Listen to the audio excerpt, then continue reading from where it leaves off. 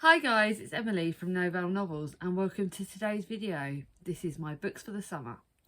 Now you know I'm doing this seasonally and it's actually really helping because it's picking certain books that I know well in advance that are going to be seasonally book reading. It's helping me just focus on thinking about all the positives of the summer because of each season. Because one of the things I want to do when I'm doing these videos now is to kind of include a bit of positivity and think about the things that we've got to look forward to in each season. Now, summer is apparently next month. Not that you believe it the way today is. I'm filming this on the 9th of May, so nice and early. And yeah, it's grey. Although yesterday it was apparently nice, but I was at work. But for me, summer is June, July and August. This is where the temperatures will, fingers crossed, go nice and higher. It's where the summer kids start their summer holidays. It's where we all think about being outside, and I love being outside. I absolutely love it. For me, one of the things I'm looking forward to about summer is reading in the garden. My absolute favourite place in the world to read is sat in the garden with either like a can of Coke Zero, some gin, like whatever I feel like. I love sitting in the garden reading, and I love the fact that I can read, then play football with my kids. I love family time in the summer. We're all a very outdoorsy family, and to be able to read and do that as well is just so exceptional and so much fun. Now, at the end of July, we are as a family going back to Butlins, which I am so excited about. I've already planned which one of these books that I'm going to be taking. Now, because we're going literally the end of the month, I am literally, for the first time in ages, I'm actually taking books that are going to be on my set TBR and saving the books that are on my set TBR for July for the holidays. Excuse me, hay fever. So that will be a bit of a challenge. Last time we went about a week earlier, I think, but this time we're going on the 28th and I cannot wait. So I'll be taking 3 books and I'll probably be buying more because there is so many charity shops where we're going in Bognor Regis. So yes, you'll get another holiday vlog. I may even include Drunken Emily because that's the one time I let myself go. I let myself drink, I let myself have fun, and I am gonna really enjoy it. And then August, obviously, I think we're gonna have it's for the kids' summer holidays, so we plan to take them on day trips. Although now that Mia and Thomas are 11 and 8 now, they are going to be enjoying, like, I don't know what sort of day trips they'll have, and whether it might just be me and Chris going out, like take them down the river. We still want to encourage them to be outside, but it'd be a bit different this year with an older preteen. Mia will be starting secondary school in September, so I think for me, I plan to encourage spend summer, as well as doing more great reading, encouraging her to be quite independent and showing her how to do things. So that's one of the positive things I'm looking forward to about the summer. We're getting ready for that. So those are great things to look forward to, and I'd love to know in the comments down below, what are you looking forward to about summer? Do you read seasonally? If there are any books that you're picking, let me know down below. But now let's show you the books. I picked 9 books, so I'll read 3 of these for each month. I've chosen my 3 for June, but I'm not going to let you know what they are. There is one book that you will know will be for July because it will connect. And other than that, I'm going to be playing it by ear and seeing what I feel like. Like I said, June's are already sorted, so July and August could be a bit intermingled. So the first book I'm going to be reading for the summer, and it'll probably be, yeah, I don't know when yet, and that's The Beach House Summer by Sarah Morgan. Now this came out last year, but I found it in the charity shop at Christmas time for 25p. And I do enjoy Sarah Morgan's books. I don't tend to buy them full price because I don't enjoy them as much as some of the other contemporary authors that you'll see today. But they are good, so I definitely want to read this one. This is A Marriage in the Spotlight. Joanne Whitman, high-profile marriage, has held more secrets than she cares to remember. So when her ex-husband dies, she doesn't know how to feel. But when she discovers that he's left behind a pregnant young woman, Joanna is forced to act. She knows exactly how brutal the spotlight on them both will be unless she finds a way for them to disappear. A beach house hideaway. Ashley Blake is amazed when Joanna suggests that they lie low at her beach house in sleepy California hometown. Joanna should be hating her, not helping her, but alone and pregnant, Ashley needs all the help she can get. A Summer of New Beginnings, and it's about Ashley and Joanna. So this does look really good, and it's one, it will be a really good summer read. This is the one that I don't think I bought this full price, but I can't remember. No, I think I did. And this is The Summer Trip by Isabella Broom. Now, last year I did buy the books and didn't always read them straight away because I was going along the principle of reading a lot of my older books straight away. But this year I'm determined that most of the books that I buy that are like seasonally and ones that I'm really excited about, I'm going to read them a lot quicker now, because Katie from Books and Things did a great video on how to read her TBR. So although this is one that I got that came out last year, if there are some new releases coming out this year that I will be reading straight away. But you'll see them as and when I do the hauls and the TBRs, because I thought that would be a lot easier. And this is The Summer Trip by Isabel Broom. Now, I love this author. I think she's got another book coming out this year, but I can't remember which month it's out and if I'll read that straight away. Because obviously I've left her, I better leave the next one to make next year maybe. A lot of her books are set in Corfu, which is somewhere I went as a child, so I had to read this. I went as a young adult. So it's been 18 years since Ava spent the summer on the Greek island of Corfu, but she's forgotten what happened during those months or who she left behind. Now single, estranged from her family and preparing to wave her daughter off to university, Ava's life seems a million miles away from the one she dreamed about as a teenager, a life now being lived by her sister instead. Ooh. When Ava decides to return to Corfu for the summer, she knows she must finally face the place and the people that broke her heart. With old resentments festering, a long-buried secrets lurking, and a familiar feelings resurfacing, it looks to be a holiday that will change their lives forever. Oh my god, I can't wait for this! Love people looking back on old summers. Love Corfu. Can't wait to read it. Oh my god, it's going to kill me waiting. Why did I not read that straight away? I'm thinking, like, how daft have I been in the past? Really, I'm doing a video on that coming up in June or July, I think, about how I read my TBR. But this is another book that came out, I think last year or the year before, and this is one I got in my charity shop, and this is Jill Mansell's And Now You're Back. She's a bit of a hit and miss contemporary author, but I have enjoyed her books. One magical night in Venice, Dee Dee fell in love, but it ended. He left without even saying goodbye. Now 13 years on, Shay Mason is back. The old spark is still there, but Dee Dee's determined to ignore it.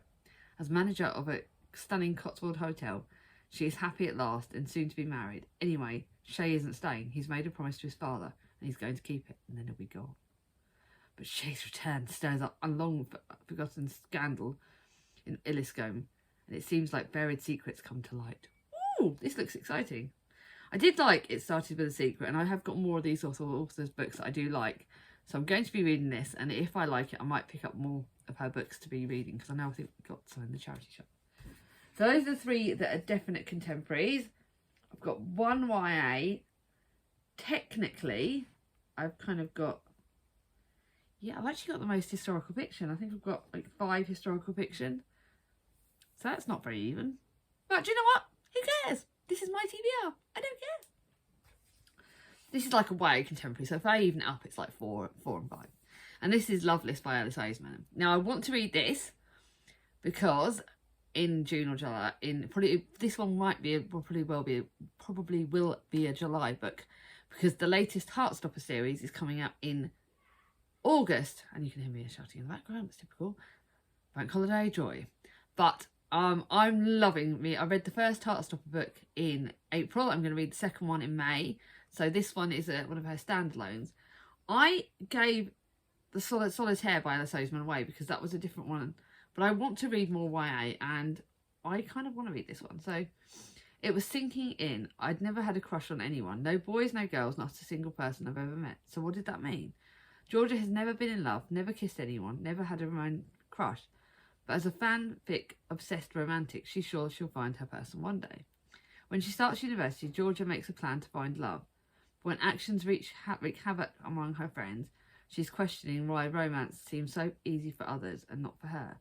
With new terms thrown at her, asexual, aromantic, Georgia is more uncertain than ever. Will she remain loveless? So this looks interesting. So this is why I needed to put this on my TBR. I've had it on my shelves for ages. And I thought the fact that the new Heartstopper book's coming out, this will be good. That'll be pushing me to read that. Now, this book has had mixed reviews all over BookTube. It was up for the BookTube prize. I think it's carried on into the shortlist. And this is Kerry Soto is Back by Taylor Jenkins Reid. Now, I've loved Taylor Jenkins Reid's books. I've loved like Malibu Rising, The Seven Husbands of Evelyn Hugo, that was one of my favourite books. And I love Daisy Jones and the Six. But this one has had mixed reviews. I did treat myself to this full price as hardback, which I don't do very often.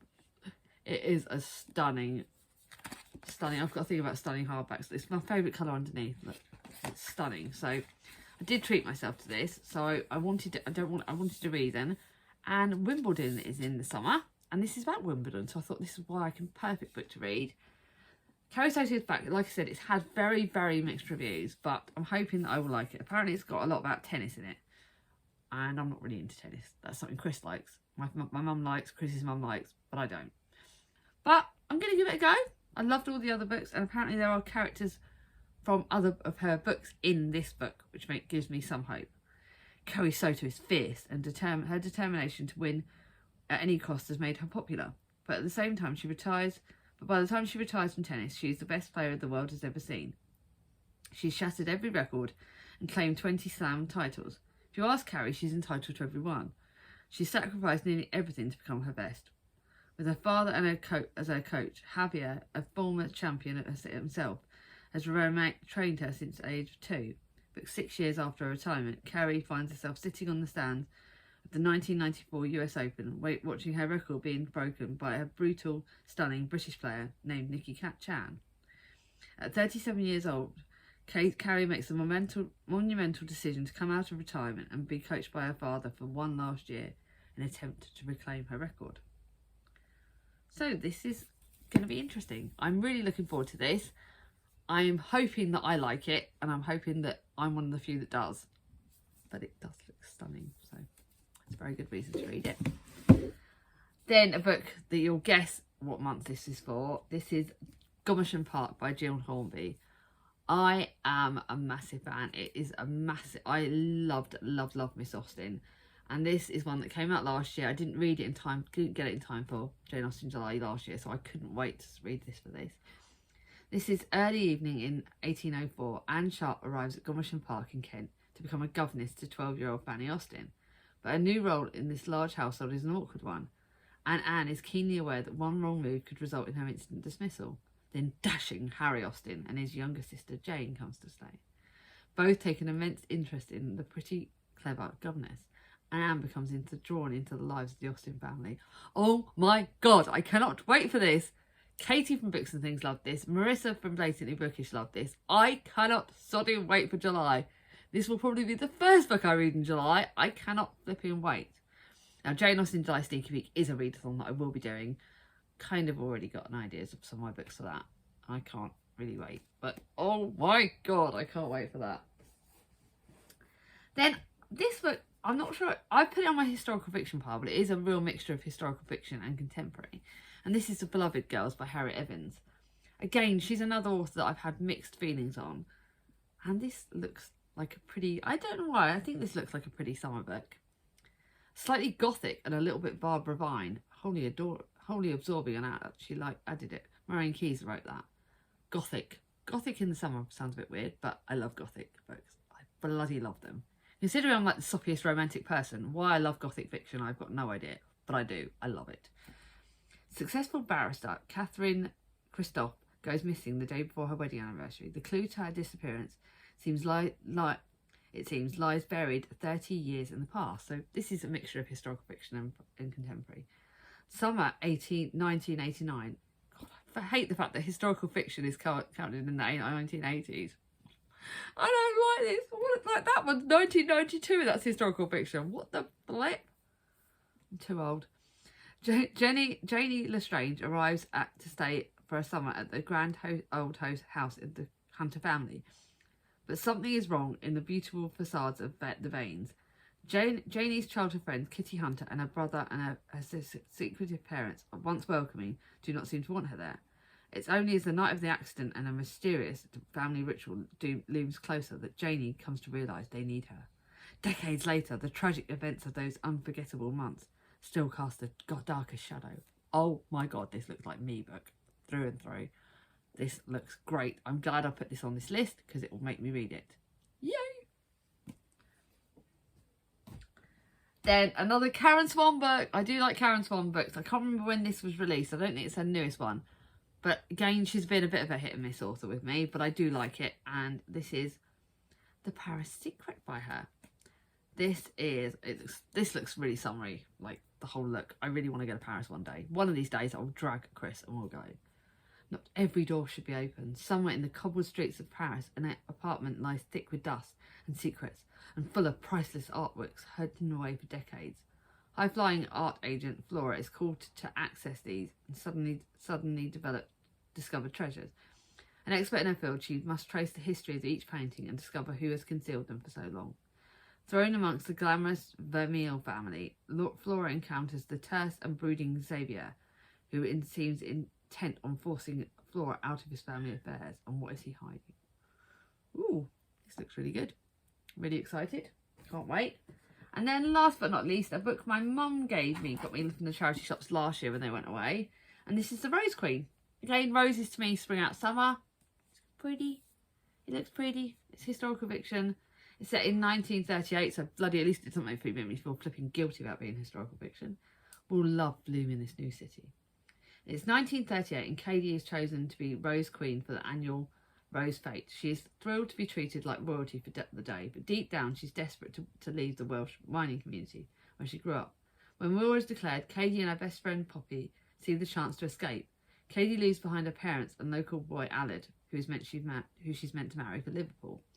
Though city life doesn't bring the opportunities they'd hoped for, the girls secure jobs in a local pub and Katie's blossoming relationship with handsome dock worker deepens after he rescues her from a terrifying encounter. But when Aled unexpectedly appears dressed in an RAF uniform, Katie finds her worlds colliding. Woo! Katie Flynn's another hit and miss, but she is quite a good contemporary author, so I'm looking forward to this. Let's see, historical fiction author, but let's see what it's like. So those are the books that I'm planning that are definitely going to be on my TBRs. Obviously, my TBRs are massive at the moment. I'm setting really big ones and I'm loving it. I'm loving setting the extra TBRs halfway through the month. I'm loving being able to mood read a bit more. I am happy in myself. Books are going the way they need to be going, which is good considering my health is going. But what of these books do you think I should rush to the top of the TBR? Are there any you want to buddy read with me? Are there any that excite you? Let me know down below. Like I said at the start of the video, let me know what books are you plan that make you think seasonally books, what seasonal books you like, and what things in the summer you're looking forward to. I look forward to hearing down below. If you like this video, give it a thumbs up. If you're new to my channel, not subscribed yet, ring on my ding-a-ling, and I'll see you all soon. Bye bye.